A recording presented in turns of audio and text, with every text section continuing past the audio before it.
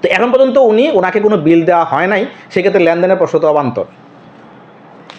ওই মানববন্ধনে কথা বলেছিলেন দুইজন ব্যক্তি। এই কথা বলার প্রথম ব্যক্তি হচ্ছে জনাব মোহাম্মদ নাসির। উনি মূলত ম্যাক্স গ্রুপের মনোহরগঞ্জ উপজেলার কাজগুলো দেখাশোনা করেন। দেখেন ওনার এই অভিযোগটা হচ্ছে, ওনার মূল বিষয়টা হচ্ছে যে এই ম্যাক্স গ্রুপের আমার লাকসাম মনোহরগঞ্জ মিলিয়ে 2টা উপজেলাতে 19টা প্যাকেজে 58টি রাস্তা করার জন্য চুক্তি হয়েছে ম্যাক্স ইনফ্রাস্ট্রাকচার লিমিটেডের সাথে।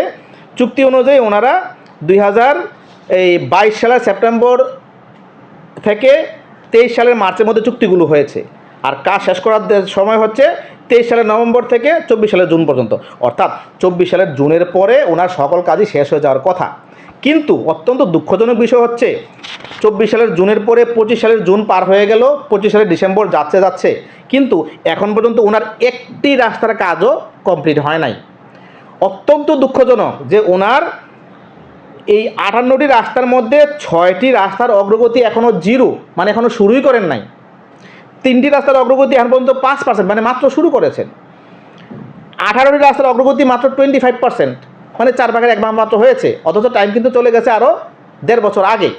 তো এই হচ্ছে ওনার অবস্থা। যেহেতু ওনারা কাজগুলো সম্ভবত শেষ করেন নাই, যদি 24 সালের জুনে শেষ হইতো তাহলে তখন থেকে ওই এলাকার জনগণ উন্নয়নের সুফলটা পাইতো।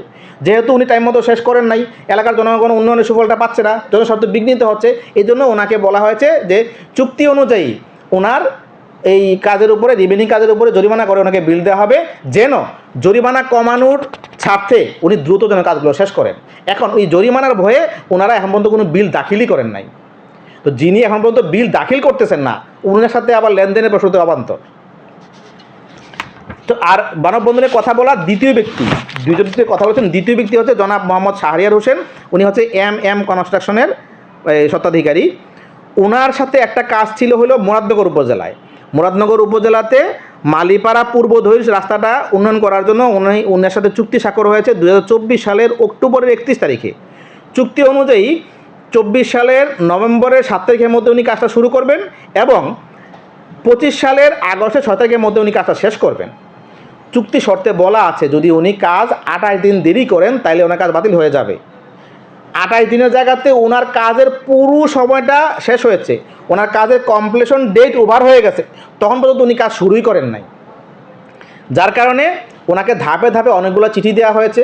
উপজেলা প্রকৌশলী ওনাকে চিঠি দিয়েছেন, ওনাকে নির্বাহী আমার কাছে ওনার কাজ বাতিলের জন্য সুপারিশ করেছেন উপজেলা প্রকৌশলী। তারপরে নির্বাহী প্রকৌশলী হিসেবে আমি ওনাকে চিঠি দিয়েছি, ওনাকে বলেছি কাজ বাতিল করা হবে, আপনি কেন বাতিল করা হবে না তার ব্যাখ্যা 28 দিনের মধ্যে আপনি দেন।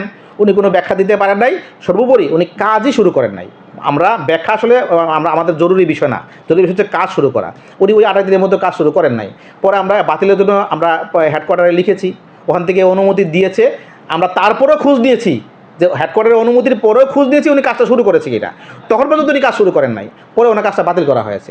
তো ওনার কাজ উনি কাজ করেন নাই বলে কাজটা বাতিল হয়ে গেছে। তো যেই ঠিকাদারের কাজ বাতিল হয়ে গেছে সে কাজই করে নাই, বিলের কোনো প্রশ্ন আসে নাই, সেখানে তো লেনদেনের প্রশ্ন অবান্তর। তো এই যে এই চারজন ঠিকাদারের কেউই আমার এই 1 বছরের মধ্যে কোনো বিলও নেন নাই, ওনারা বিল দাখিলই করেন নাই। সুতরাং লেনদেনের প্রশ্নটা হাস্যকর।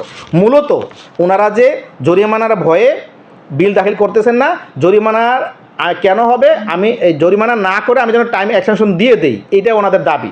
আমি যে টাইম এক্সটেনশন দিচ্ছি না, এই কারণে ওনারা আমার উপরে ক্ষুব্ধ।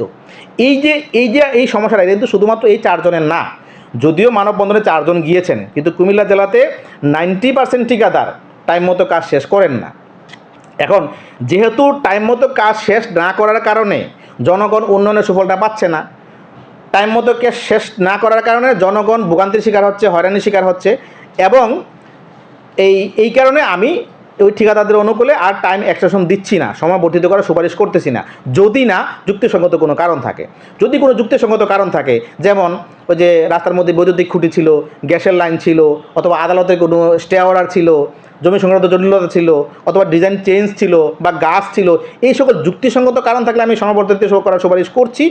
কিন্তু যুক্তিসঙ্গত কারণ না থাকলে আমি সময় বর্ধিত করার সুপারিশ করছি না। কিন্তু কুমিল্লা জেলাতে বেশিরভাগ ঠিকাদারের 90%-এর বেশি ঠিকাদারের এই যে টাইম এক্সটেনশন যদি রিকোয়েস্ট করে এর পেছনে যুক্তিসঙ্গত কোনো কারণ থাকে না, যার কারণে আমি সমাবর্তিত করার সুপারিশ করি না এবং ওনাদেরকে আমি জরিমানা করা শুরু করেছি।